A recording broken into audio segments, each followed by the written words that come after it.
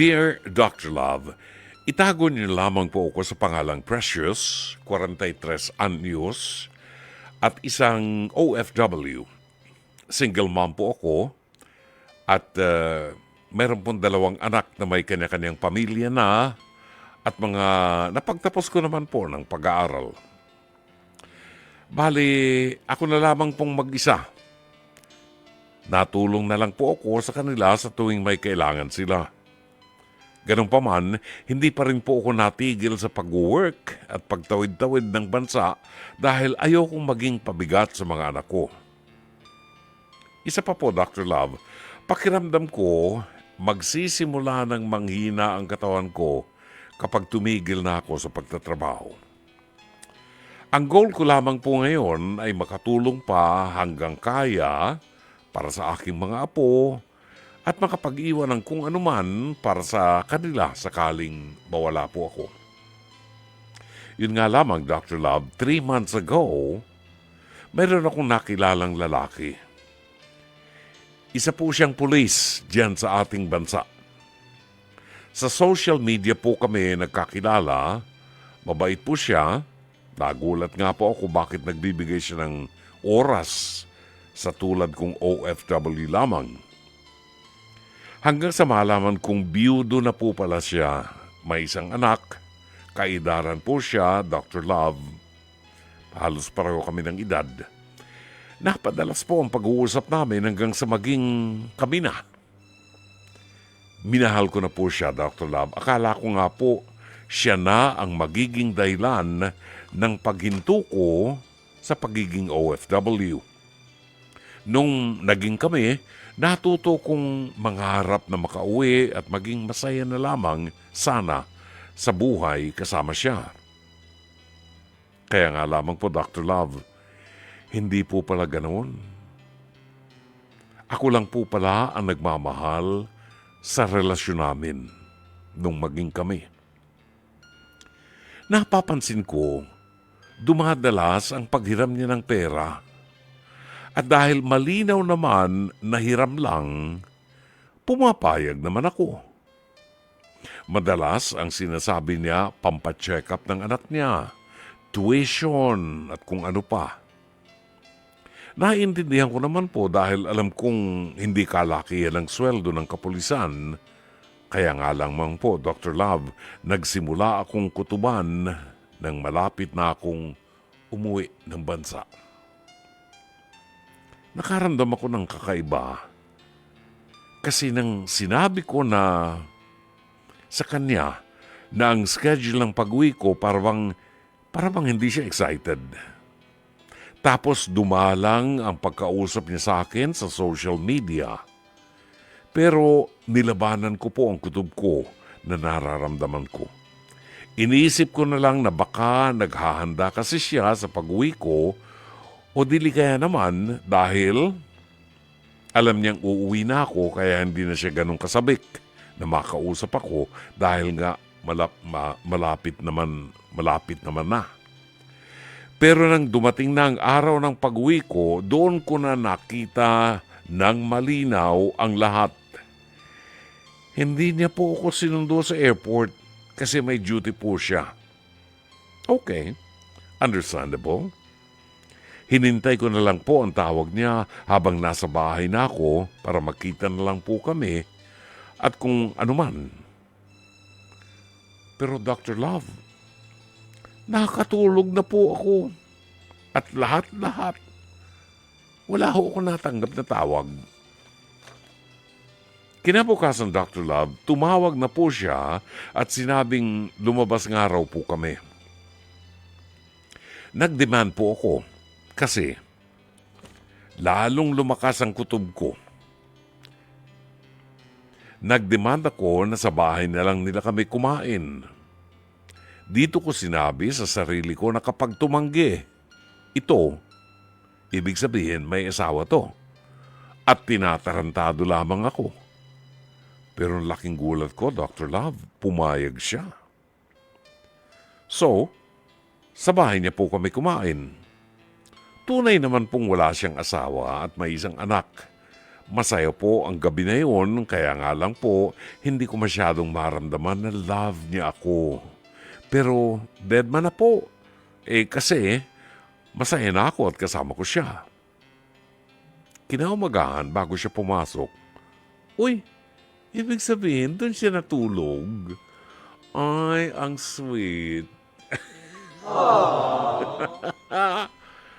Nagluto ng pansit canton at nagsalo sila. Akala ko hipon lang. Yung pala, pansit canton. Kinaumagahan. Alam mo, Aaron, hindi ko gusto yung ngiti mo. Kinaumagahan, bago siya pumasok, inihatid niya po ako sa amin. Tapos po, nung buong araw, hindi na ulit siya nagparamdam, kaya naman nagsimula na naman ako mag-overthink. Pero pinipigil ko lang at sinasabi ko sa sarili ko na busy talaga maging isang pulis. Heto na po, nang mag-message siya, nanghihiram na naman po ng pera. Tinanong ko po siya para saan ang sagot niya po. Nasa ospital daw po ang kanyang pamangkin at naoperahan. Nalimot ko na po yung dahilan pero medyo malaki ang hinihiram niya. So, inisip ko na baka kaya hindi nakakapag-message dahil nga na-ospital palang pamangkin. So, pinahiram ko, Dr. Love. Pero nung ikatlong araw ko dito sa bansa natin, nag-away na po kami. Sinabi ko na sobrang nalilito na ako kung tunay ba ang pag-ibig niya. Umaasa kasi akong bibigyan niya ako ng kaliwanagan. Kumbaga, kakausapin ako para ayusin. Pero hindi ganun ang nangyari, Dr. Love. Agad po siyang pumayag at agad-agad binlock niya po ako sa cellphone number niya. Maging sa mga social media accounts. Naku, na-block na siya. Patay tayo dyan. Hinabol ko po siya. Pumunta ako sa kanila. Nang di ko siya madatnan, nagdesisyon akong abangan siya sa estasyon na pinagjujutihan niya. Doon nagkita kami. Nagulat ako, Dr. Love. Dali-dali siyang lumapit sa akin at pinagsisigawan ako. Punyeta raw po ako at sinabing tigilan ko na siya. Kung hindi, ipakukulong raw niya ako. Ay, naku, kawawa naman itong pulis na ito. Pulis siya eh. Parang si Senator Bato, dating pulis yan eh, di ba? Aray ko. Huwag masyadong malakas. Dr. Love, bahawa ka sa akin, Dr. Love. Ano nagawa ko? Bakit biglang ganun? Hanggang sa makabalik na po ako rito sa Abu Dhabi, hindi ko na po ulit siya nakausap at tinaman ang kulong na yan. Dr. Love, bukod po sa sobrang nasaktan ako, isang suntok nga dyan. Nasaktan ako, Dr. Love. Nasaktan ako eh. Sinuntok ako eh. Aray ko. Isa pang nasa isip ko ay ang nasa mahigit 300,000 piso na utang niya sa akin. Bukod pa po riyan, ang mga in-kind na bigay ko, mga dilata, karne nun, na binili ko dito sa Abu Dhabi. Meron pang dates. Ano ba yan? Ang sakit naman. Niregalo ko pa siya ng shisha. Dahil pulis nga siya, mahilig siya magsigarilyo. Binili ko ng shisha. Ano ba yan? All this time, akala ko pwede pa ako magkaroon ng love life. Pero ang ending, ginawa lang ata akong sugar mommy ng isang lalaking kainan ko na. Dr. Love, ano po bang gagawin ko? Itatanong ko rin po, Dr. Love. Pwede ka bang makilala ng personal? Tatanong ko rin po, Dr. Love, Kung tingin niyo po ba minahal niya ako kahit pa paano? Pagdating naman po sa usapin ng pera, ano po ba ang magandang gawin para po masingil ko siya? Dr. Love, ilang taong ka na ba?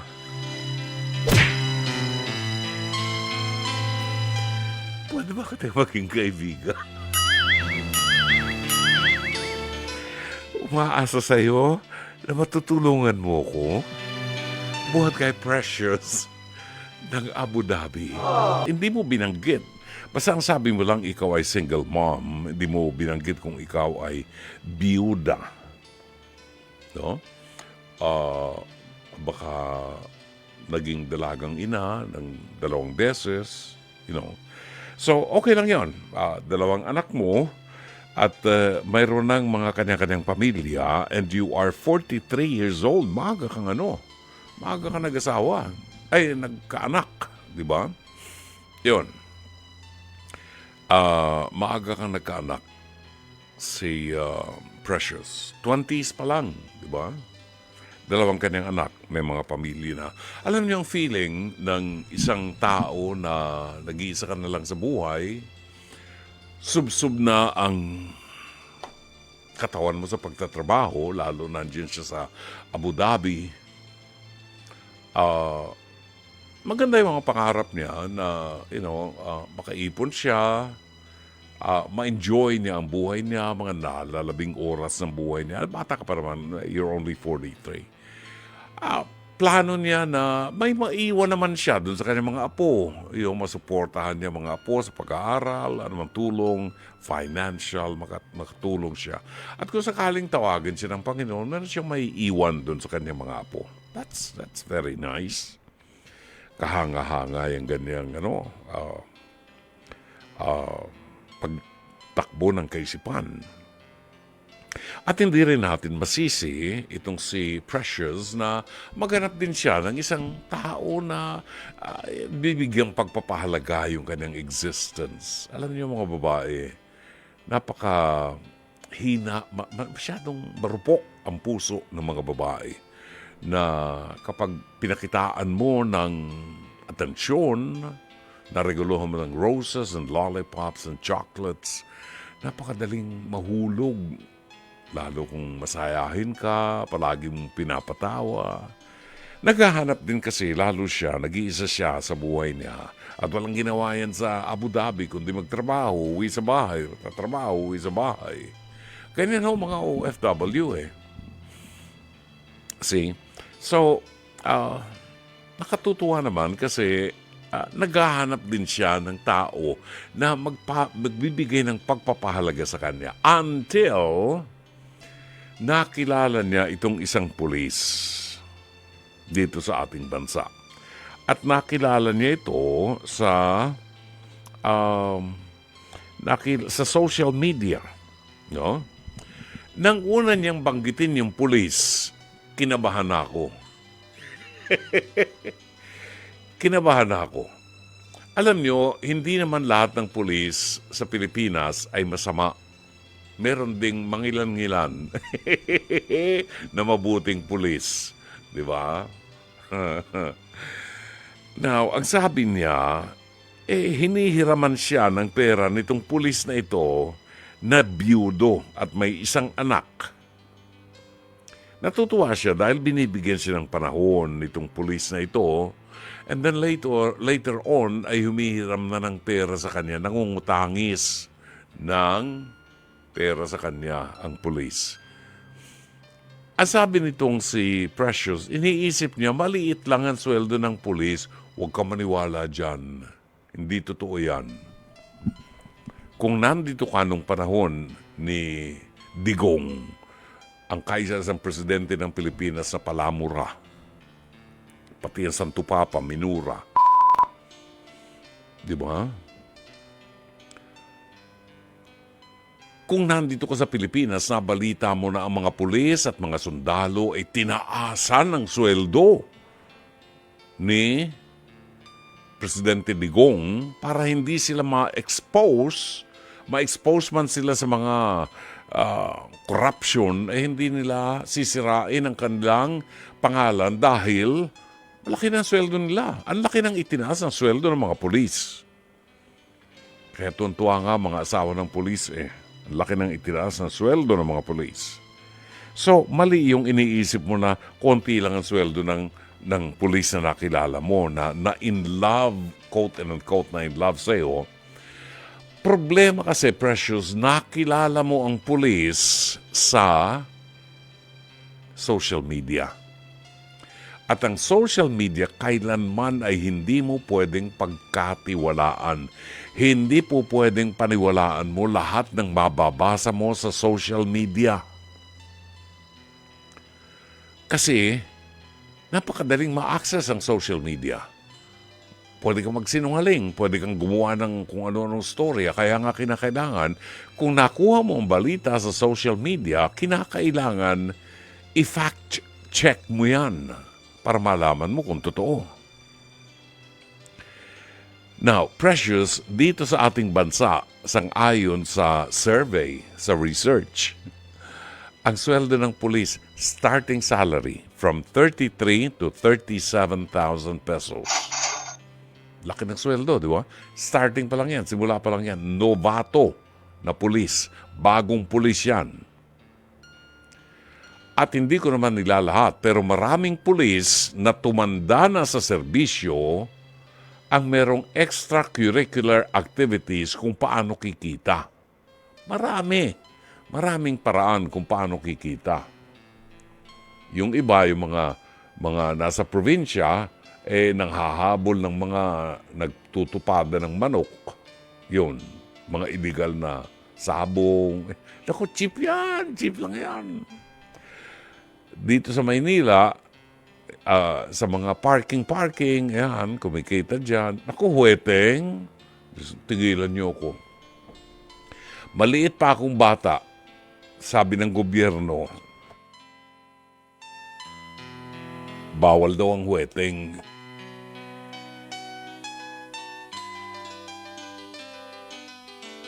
Matanda na ho ako, puti na ang buko. Malapit na akong tawagin ng Diyos. At marami ng mga namatay ng mga broadcaster na mga kasama ko. Hindi pa po napipigil ang huweteng. Sangkatutak na mga presidente na at mga naging hepe ng pulisya ang nagpapalit-palit, yumaman lang sila. Pero hindi nawala ang huweteng. Ewan ko kung bakit sila yumaman, baka sa sweldo nga, no? Pero ang huweteng ko hindi nawawala. Bakit? Kayo na sumagot. Hindi masama ang pulis. Meron lang mga pulis talagang corrupt. At hindi naman natin maitatago yan, Diyos ko. Yung mga lumalaki sa kalsada, alam natin yan. Now, ito pa ang isang sample ng pulis. Hindi ho lahat ng pulis ay ganito, ho. Merong mga ilan-ilan na mabait. Itong pulis na ito ay nakilala niya sa social media at inutangan siya ng inutangan. Pagkatapos, excited naman siya. Pinautang naman niya ng pinautang hanggang umabot na sa 300,000 pesos ang nautang sa kanya. OFW lamang ito sa Abu Dhabi. Pinaghirapan niyang perang yan. Kawawa naman si Precious. Pinaghirapan niyan 300,000 pisong yan. Dapat yan na ibigay niya sa mga apon niya. Pero inutang ng pulis at nang siya ay umuwi dito, hindi naman siya sinundo man lang sa Terminal 3. Ayan lang ang Terminal 3. Kasi kung galing ng galing yan ng Abu Dhabi, galing yan ng Dubai, UAE, Emirates ang sasakyanan papunta rito. Hindi ba lang sinundo at busy raw sa opisina?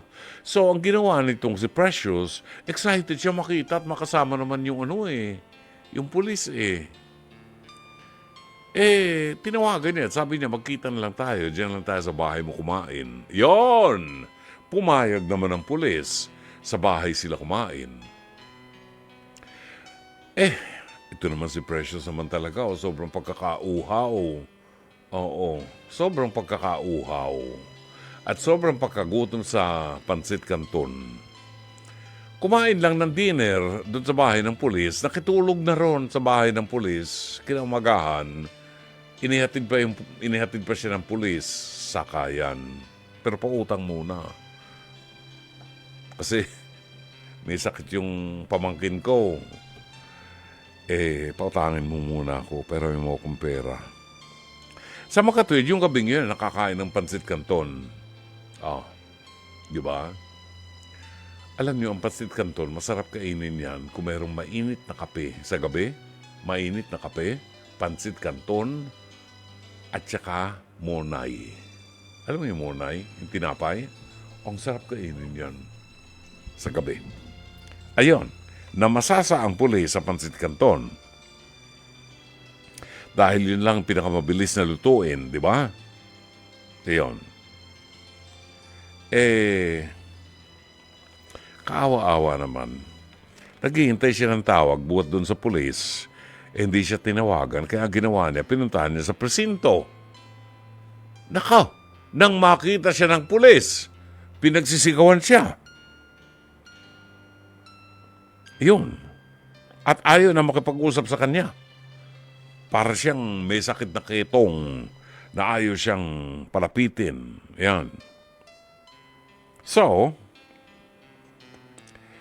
bumalik siya sa Abu Dhabi para magtrabaho uli. Ang nangyari, binlock siya ng pulis sa kanyang cellphone number at sa kanyang social media accounts. Binlock itong si Precious. Obviously, ayaw na siyang makausap dahil nahut-hutan na siya ng 300,000 pesos nitong napakabait na pulis na ito na ang taas ng antas ng kanyang pagkatao. Ganyan ba mga pulis natin? Nagtatanong lang. Hindi na ayaw nang magtrabaho. Uutang na lang sa syota. 300,000 piso ang nautang sa kanya. Bukod pa ron, meron pang in-kind. Mga dilata, mga kung ano pinapadala niya. All this time, akala ko pwede pa akong magkaroon ng love life, pero ang ending, ginawa lang ata akong sugar mommy ng isang lalaki na kaedad ko lamang naman. Ano po bang gagawin ko? Well, huwag kang mawala ng pag-asa. Precious. Ikaw naman ay qualified. Pwede ka namang magka-asawa, pwede kang magkaroon ng karelasyon. There's nothing wrong. Bata ka pa, 43 anyos. Ang mga anak mo naman may kanya-kanyang pamilya na at ako na magsasabi sa iyo na kinakailangan bigyan mo ng pagkakataon ng sarili mo na lumigaya. Kaya lang, mag-ingat ka sa mga demonyo na nakakalat sa paligid mo. Ito yung mga lalaking walang prinsipyo sa buhay na huhut-hutan ng mga babae para lang magkaroon ng extra pera na panggastos sila. At huwag ka sa susunod, huwag kang magtitiwala sa social media. Kung ligawan ka, huwag kang papayag na ligawan ka sa social media. Baka utangan ka uli. See? Kung may interes, sila mismo ang personal na pupunta at makikipagkilala sa iyo. Huwag ka nang maghanap sa malayo. Baka may Pilipino ka na makikilala dyan. Hindi lang Pilipino.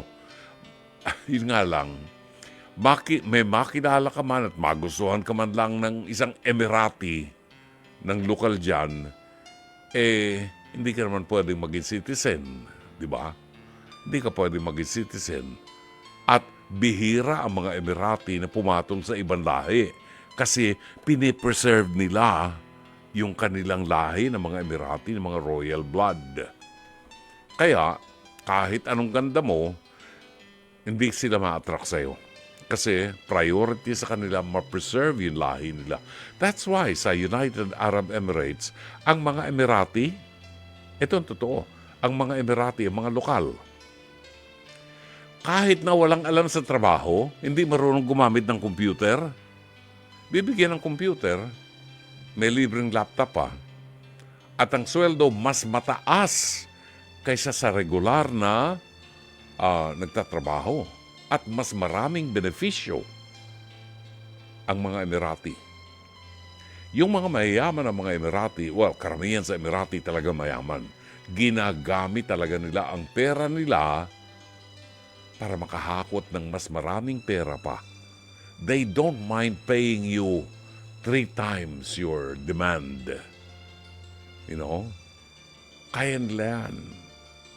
So, hindi lamang Pilipino, maraming ibang mga nationalities.